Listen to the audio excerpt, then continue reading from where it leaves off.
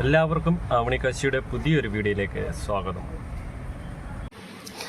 രാവിലെ നമ്മളെ 6 മണിക്ക് ചിറ്റാറിലെത്തി നേരെ പോയത് ചായക്കടയിലേക്കാണ്. അങ്ങനെ ചായ കുടിച്ച് ഇനി അടുത്തതായി നമുക്ക് നേരെ ഓട്ടോ സ്റ്റാൻഡിൽ പോയി കിടക്കണം. അപ്പോൾ അതിനു വേണ്ടിയുള്ള തയ്യാറെടുപ്പിൽ നിൽക്കുമ്പം ആവേമരിയ വരും. അപ്പം നമ്മുടെ സുഹൃത്തുക്കളാണ് വണ്ടിയിൽ, അപ്പം അവരെയും കണ്ട് അപ്പോഴേ നമ്മൾ വണ്ടിയിൽ ഇങ്ങനെ ഇരിക്കുന്ന സമയത്താണ് ജിഷ മേഡത്തിൻ്റെ കോള് വരുന്നത്. ഒരു മൂർഖൻ പാമ്പ് ഒരു വീട്ടിൽ കയറിയെന്ന്.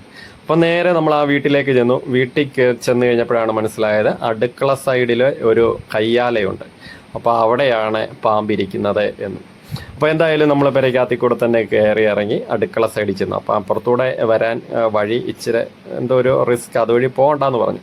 അപ്പോൾ നമ്മൾ ഇതുവഴി ഇങ്ങോട്ട് വന്ന് നോക്കിയപ്പം ഈ ഒരു കല്ലിൻ്റെ ഇടയ്ക്ക് ഇരിക്കുന്നുണ്ടോ ഒരു മൂർഖൻ. അപ്പം നേരെ നമുക്ക് ഈ സഞ്ചിയൊക്കെ ഒന്ന് സെറ്റാക്കി വെച്ചു. അപ്പോൾ അതിനുശേഷം ജിഷ മേഡം മൂർഖനെ പിടിക്കുവാനുള്ള പരിപാടി തുടങ്ങുകയാണ്. ലൈറ്റൊക്കെ എടുത്തുകൊണ്ട് വന്ന് അടിച്ച് നോക്കി.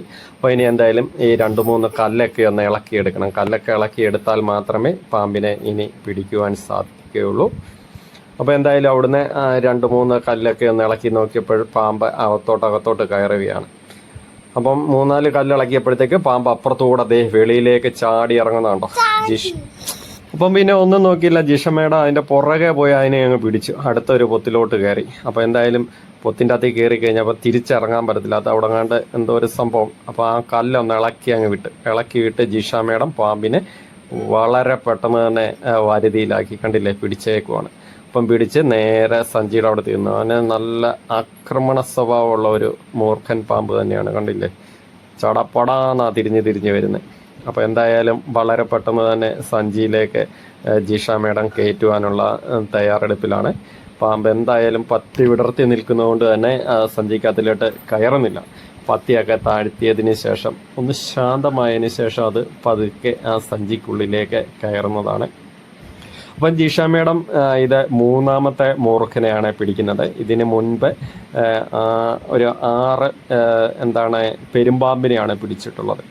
അപ്പം ജിഷ മേഡം സർപ്പ ടീം വളണ്ടിയർ കൂടിയാണ്. അതിന് പുറമെ ജിഷ മേഡം ഫയർഫോഴ്സിൻ്റെ സിവിൽ ഡിഫൻസ് അംഗം കൂടിയാണ്.